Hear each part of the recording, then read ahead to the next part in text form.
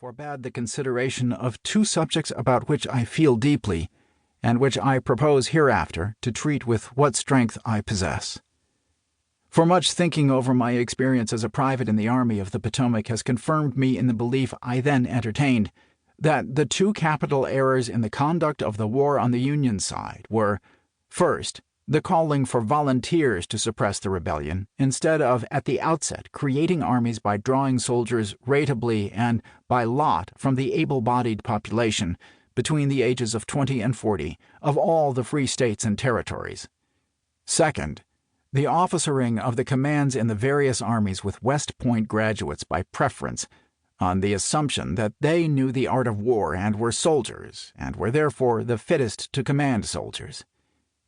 It is my purpose in the future edition of this book to show how the resort to volunteering, the unprincipled dodge of cowardly politicians, ground up the choicest seed corn of the nation, how it consumed the young, the patriotic, the intelligent, the generous, the brave, how it wasted the best moral, social, and political elements of the Republic, leaving the cowards, shirks, egotists, and money-makers to stay at home and procreate their kind, how the Lexingtons being away in the war, the production of Lexington colts ceased. Again, I carried out with me from the ranks not only the feeling but the knowledge derived from my own experience and from the current history of the war, that the military salvation of this country requires that the West Point Academy be destroyed. Successful commanders of armies are not made. Like great poets, they are born. Men like Caesar, Marlborough, Napoleon, and Grant are not the products of schools. They occur sparingly in the course of nature. West Point turns out shoulder-strapped office holders. It cannot produce soldiers, for these are, as I claim, born and not made. And it is susceptible of demonstration that the almost ruinous delay in suppressing the rebellion and restoring the Union, the deadly failure of campaigns year after year, the awful waste of the best soldiers the world has seen, and the piling up of the public debt into the billions, was wholly due to West Point influence and West Point commanders. They were commanders, but they were not soldiers. Frank Wilkeson.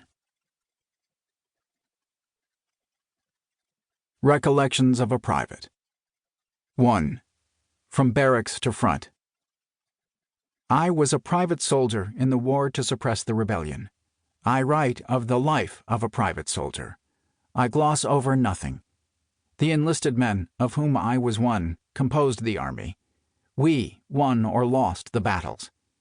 I tell how we lived, how we fought, what we talked of o' nights, of our aspirations and fears. I do not claim to have seen all of Grant's last campaign, but what I saw I faithfully record. The war fever seized me in 1863. All the summer and fall I had fretted and burned to be off. That winter, and before I was 16 years old, I ran away from my father's high-lying Hudson River Valley farm. I went to Albany and enlisted in the 11th New York Battery, then at the front in Virginia, and was promptly sent out to the penitentiary building. There, to my utter astonishment, I found 800 or 1,000 ruffians, closely guarded by heavy lines of sentinels, who paced to and fro, day and night, rifle in hand, to keep them from running away. When I entered the barracks, these recruits gathered around me and asked, "How much bounty did you get? How many times have you jumped the bounty?" I answered that I had not bargained for any bounty, that I had never jumped a bounty, and that I had enlisted to go to the front and fight. I was instantly assailed with abuse. Irreclaimable blackguards, thieves, and ruffians gathered in a boisterous circle around me and called me foul names. I was robbed while in these barracks of all I possessed, a pipe, a piece of tobacco, and a knife. I remained in this nasty prison for a month. I became thoroughly acquainted with my comrades. A recruit's social standing in the barracks was determined by the acts of villainy he had performed, supplemented by the number of times he had jumped the bounty. The social standing of a hard-faced, crafty pickpocket who had jumped the bounty in, say, half a dozen cities was assured. He shamelessly boasted of his rascally agility.